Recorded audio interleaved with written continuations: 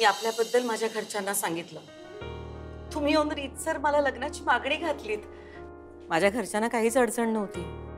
त्यांना तुम्ही पसंत होतात आणि आपलं लग्न ठरलं.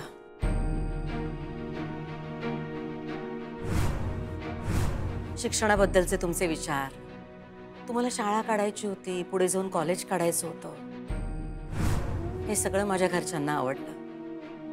कारण माझ्या घरी सुद्धा शिक्षणाची परंपरा होतीच आणि आपली दोन्ही कुटुंब जोडली गेली. आपलं लग्न झालं. बघा ना, अचानक हे सगळं कसं भडाभडा आठवायला लागलंय मला. हा, काय गंमत असते नाही आपल्या मेंदूची. इतके दिवस मी हे सगळं आठवायचा प्रयत्न करत होते, काहीच आठवत नव्हतं. पण आज अचानक तुम्हाला पाहिलं आणि सगळं एकदम आठवायला लागलं. इतकी वर्ष मी स्वतःला शोधत होते. मी कोण आहे, या जगात माझं कोण आहे. तेवढ्याच आठवणी अशा धुसर दिसत राहायच्या आणि जे काय आठवायचं ते नक्की काय हेच कळायचं नाही. आणि अचानक मला आपल्या मुलाचा चेहरा, म्हणजे आपल्या अधिपतीचा चेहरा आठवू लागला. तुमचा चेहरा दिसू लागला. पण तुम्ही आणि आपला अधिपती माझं आयुष्य होतात. आजही आहात, कायम राहाल. हा एकच धागा पकडून मी तुम्हाला शोधत राहिले. घर आठवत नव्हतं, रस्ता आठवत नव्हता, काहीच आठवत नव्हतं, पण मी शोधत राहिले, फिरत राहिले.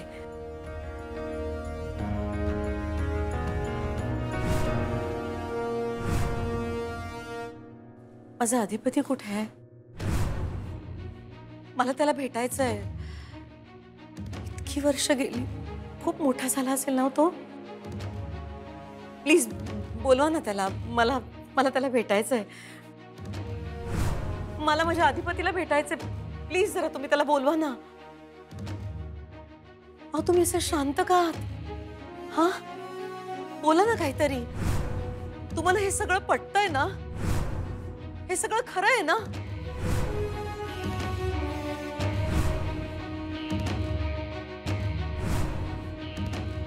पण मला एक सांग, हे इतकं सगळं जर तुला आठवत होतं तर इथं यायला तुला इतकी वर्ष का लागली?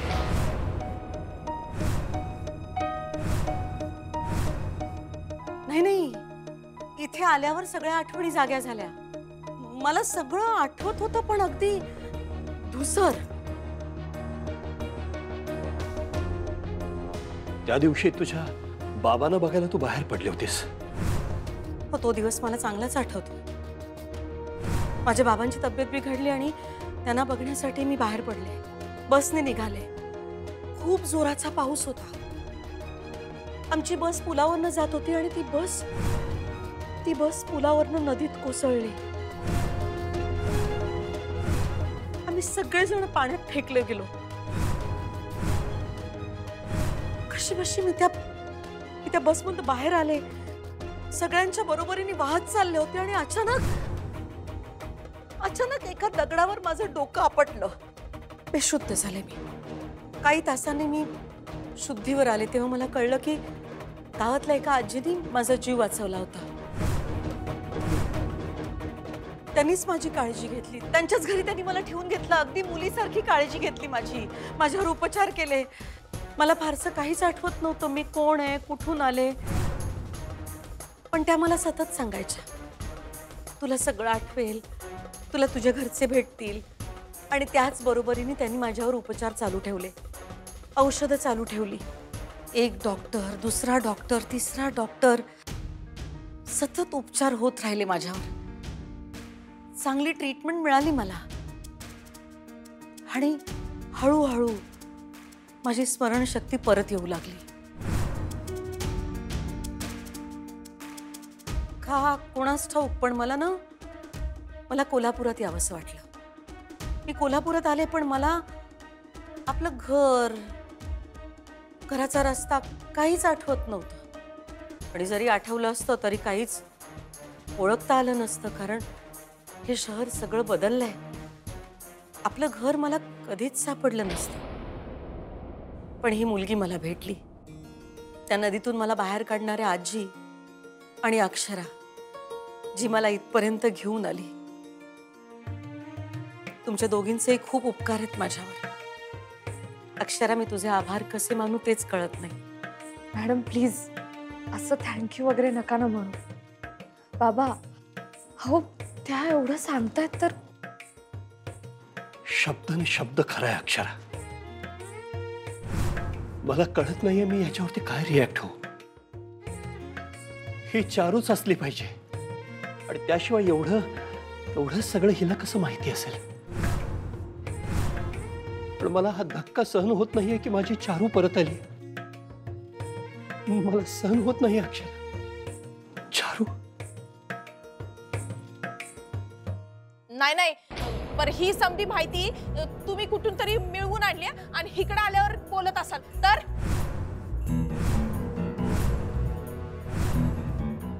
बोला की. या कोण आहेत? तुम्ही का बोलताय माझ्याशी? का असे सगळे प्रश्न विचारता? यांना कोणी अधिकार दिला माझ्याशी असं बोलायचा? कोण आहेत ह्या? हे सगळं काय आहे? आणि आल्यापासून या सगळ्या मला भुवनेश्वरी भुवनेश्वरी असं का म्हणतात? कोण आहे ही भुवनेश्वरी?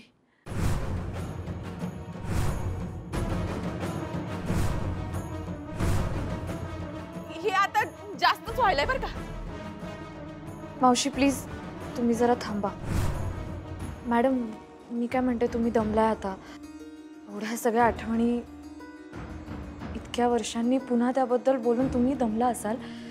आत्ता आराम करा जरा.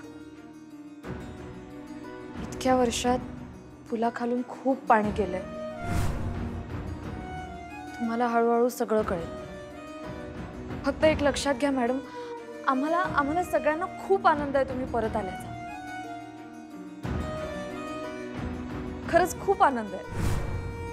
मी माझ्याबद्दल सगळं सांगितलं, पण तू कोण आहेस? या घराशी तुझं काय नातं आहे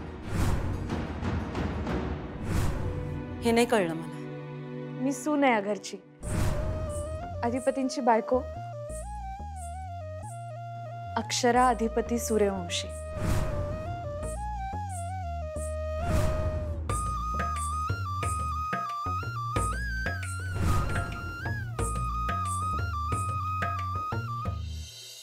लागला का? बोल की बोल. नाही काय लागला पत्ता? अरे इतकं शोधलं थोरल्या सरकारांना, त्यांचा कुठेच थांग पत्ता लागत नाहीये. कुणीकडे जाऊन बसल्यात आईसाहेब काहीच कळणार रे. त्या इन्स्पेक्टरला बी फोन केला तुम्ही आता. काय म्हणाले ते? काय ते सिस्टीम लावल्या कामाला, सिस्टीम लावल्या, कुणीकडे लावल्या काय माहिती. तुम्ही काय काळजी करू नका. अरे काय मग आता काय करायचं? असं वाटते कवा कवा काकत कळसन गावाला वळसा असं व्हायला नको. म्हणजे अरे काय झालं, परवा मास्तरीनबाई मला म्हणले की त्यासनी कोणतरी आईसाहेबांनी बाई एक दिसली म्हणून उभी. परत नंतर ते असं बी म्हणल्या की त्या आईसाहेब नव्हत्या. अरे पण असं कसं होऊ शकतं? म्हणजे आईसाहेब जर कोल्हापुरात असत्या तर त्या तुला येऊन भेटल्या असत्या. हां, मी बी त्यासनी तेच म्हणलं. त्या इथं येणार कोल्हापुरात आणि मला भेटणार नाही असं होणार नाही रे. निदान फोन तरी केलाच असतो, आहे की नाही? होय ना. भास झाला असेल त्यासनी. सोड. खरं खरं सांगू काय, मला आतून असं वाटतंय की नाही की मास्तरीनबाईसनी भास झालेला नसू दे, खरंच आईसाहेब असून देत. तसं जर झालं ना टेन्शनच जाईल रे. उमक्या सगळं मी जाऊन त्यासनी घेऊन येतो बघ 0 मिनिटात घराकडे. सून आहेस तू माझी?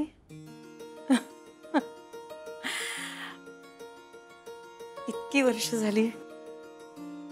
माझा अधिपती खूप मोठा झाला असेल नाही? खूप शिकला असेल. त्याचं लग्न पण झालंय. बोलवा ना त्याला. हा, कधी एकदा भेटते त्याला असं झालंय मला. काय करतो तो? हा, खूप शिकला असेल ना? म्हणजे एखादा मोठा ऑफिसर वगैरे झाला असेल. मला खात्री आहे. हां, तुम्ही आपलं स्वप्न पूर्ण केलंत ना? चारू,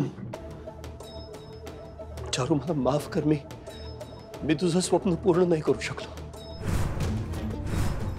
आणि त्याचाच खूप त्रास होत होता मला.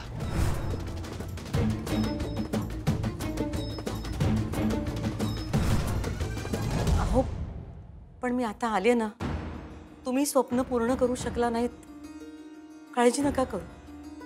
मला माहिती आहे त्यामागे नक्की काहीतरी कारण असेल, पण ते स्वप्न आपल्या दोघांचं होतं. आपण दोघं मिळून ते स्वप्न पूर्ण करू. काळजी नका करू. अहो, इतक्या वर्षांच्या गोष्टी आहेत. मला तुमच्याकडनं खूप ऐकायचंय, मलाही तुम्हाला खूप सांगायचंय, पण त्याआधी मला माझ्या लेकाला भेटायचं, माझ्या अधिपतीला भेटायचं. अक्षरा, बोलव ना. मी त्याला कधी एकदा भेटते असं झालंय. प्लीज कुणीतरी बोलवा ना अधिपतीला. हो हो, मी बोलवते त्यांना नंतर. पण मॅडम प्लीज तुम्ही आता आराम करा. हां, नाही ग, मला आता त्याला भेटल्याशिवाय चैन नाही पडायची. हो हो, मी बोलवते. मी म्हटलं ना तुम्हाला बोलवते म्हणून. आत्ता तुम्ही दमला ना, आत्ता आराम करा. हां, या माझ्याकडे. या बाबा.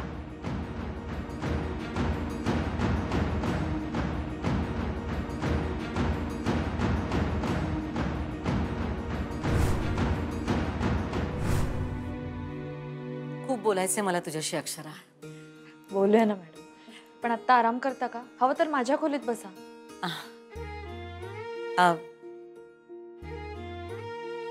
माझी ना एक रिक्वेस्ट होती. मला ना आमची खोली आधी बघायची. रिक्वेस्ट काय मॅडम, तुमचंच घर आहे, दाखवते ना. नाही ग, खूप वर्षांनी मी या घरात परत आले ना. इथे होते तेव्हा या घरातला कोपरान कोपरा मला माहित होता, पण आता काहीच ओळखता येत नाहीये. हे बघा, इथेच आहे. जाऊया? हां, हो जाऊया. तुम्ही बाबांशी बोला ना, मी आलेच 2 मिनिटात.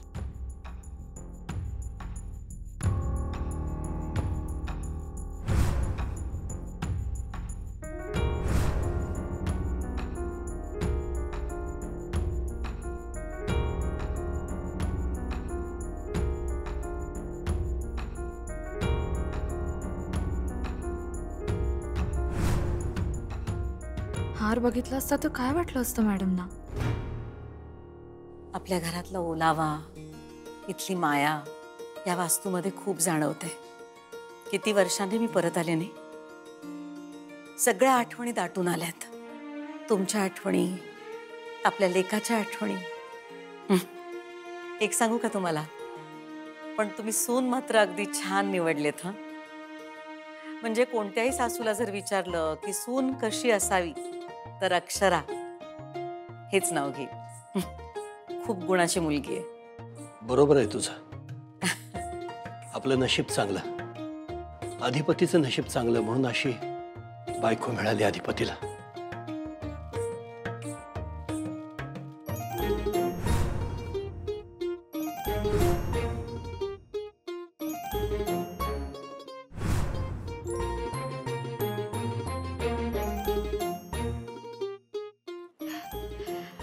मॅडम तुम्ही जा ना. बाबा तुम्ही घेऊन जा ना मॅडमना खोलीत.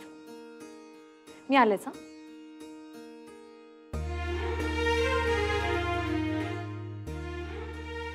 चल.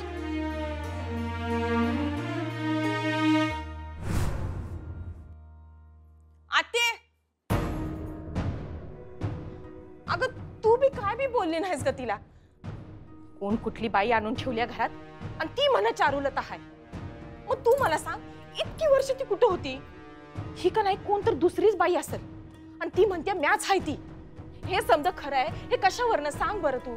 अगं जावई बापू भेटले तिला, बोलले तिच्याशी. मग याच्यापेक्षा मोठी परीक्षा कुठली असणार आहे सांग बघू. अगं त्यासनी पटलं या म्हणताना खरंच असणार आहे. आता खरं नसलं तर हे समजा त्यांनी मान्य केलंच नसतं ना. व अगं मग प्रश्न ह्यो राहतोय का ताई कुठं आहे मग? भाई की मला बी तोच प्रश्न पडलाय. अगं मग तो प्रश्न सोडवाय पाहिजे का नाही? कारण इकडे जर ताई नसेल का नाही तर आपल्याला कोण काळ कुत्रा बी विचारणार नाही ग. तू तू जरा थांब बघू. समधीकडे उगा बोंबाबोंब करत बसू नकोस. तुला कोण काय बोललं काय? अगं कोण कशाला काय बोलाय पाहिजे आत्ते. अगं ती बाई आले का नाही घरात, आता ती का नाही जम बसवणार स्वतःचा आणि आपल्याला घराबाहेर काढणार. बघ तू. कुणी कुणाला घराबाहेर काढत नाही. तू जरा गप्प बस. मी बोलते सुनबाईशी. बोलच तू, कारण तीच घेऊन आले ना तिला इथं, आणि तिलाच कशी नेमकी सापडली ग. मला तर वाटलंय ना तिनं चांगलं तिला पडवून आणलं असणार, म्हणून ते मोठ्या मालकासनी खरं वाटलं असणार. हा म्हणजे बघ, या अक्षदाने तिला समजा सांगितलं असेल मोठ्या मालकांकडनं काढून, आणि ह्या बाईनं मोठ्या मालकांना समजा सांगितलं असेल. ए गपकी, नको उगा डोकं चालवू. ए घोड्या पुढे चालते तुझी अक्कल. जावा जावा तुमच्या खोलीत जावा. मी बोलते सुनबाईशी. अगं ते ऐकून तर घे. चल ग मम्मी. आ, चल मम्मी मोठे. आई अंबाबाई, काय आहे तुझ्या मनात? हे समजा चांगलं आहे का वाईट आहे काय बी माहित नाही बघ. तूच आता यातून मार्ग काढ बाई.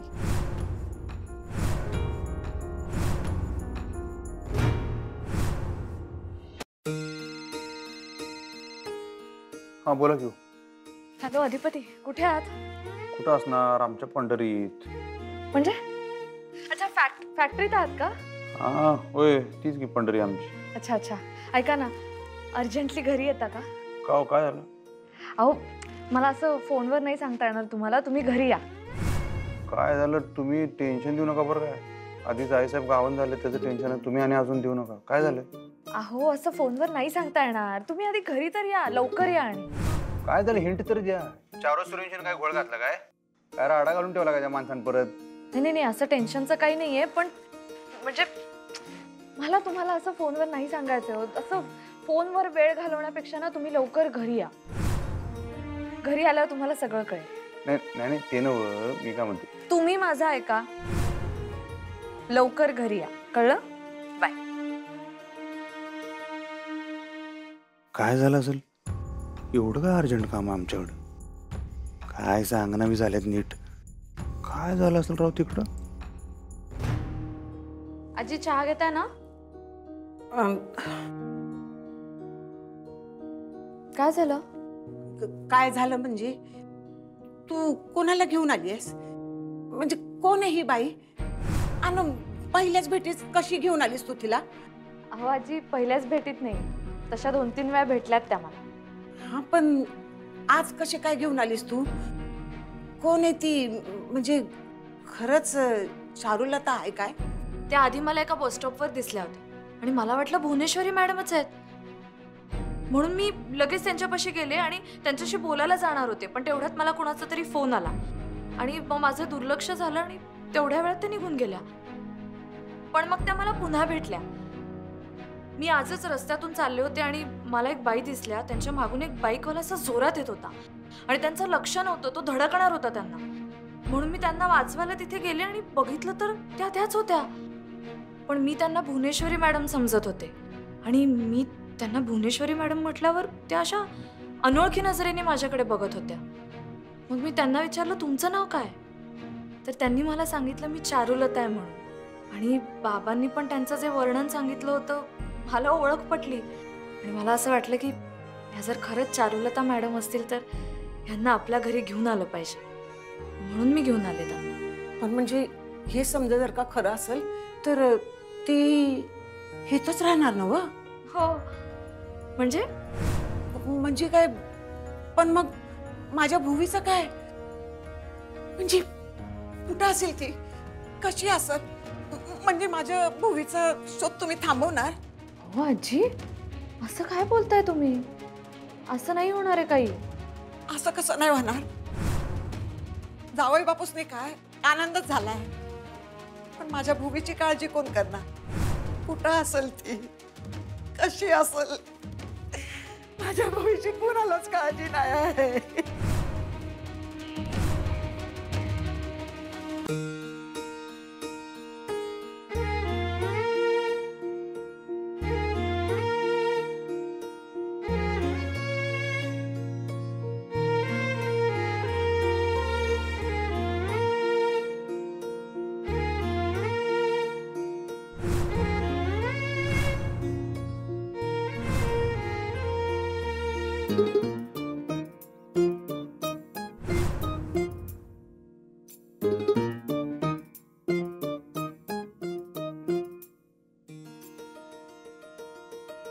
आपल्या लग्नातला फोटो. तुझी आठवण म्हणून इतकी वर्ष जपून ठेवलाय मी. आणि फक्त फोटो नाही, तुझी प्रत्येक आठवण जतन केली आहे मी. ही मूर्ती आठवते, तुझी आवडती मूर्ती, सरस्वती देवीची. तुमच्याकडे निदान हे सगळं तरी होतं, पण मी एकटीने कसे दिवस काढलेत ते माझं मलाच माहित. पण आता मी आता परत आपल्या घरी आली असतो. मला आता अधिपतीला भेटायचंय, त्याच्याशी बोलायचंय, त्याला बघायचंय. कधी एकदा त्याला भेटते असं झालंय. मलाही खूप काही सांगायचंय तुला चारू. सगळं तू गेल्यानंतर इथे काय काय झालं सगळं सांगायचंय तुला. पण आता लगेच नको, तू आत्ताच आली आहेस. तू फ्रेश हो जरा, मी आलो.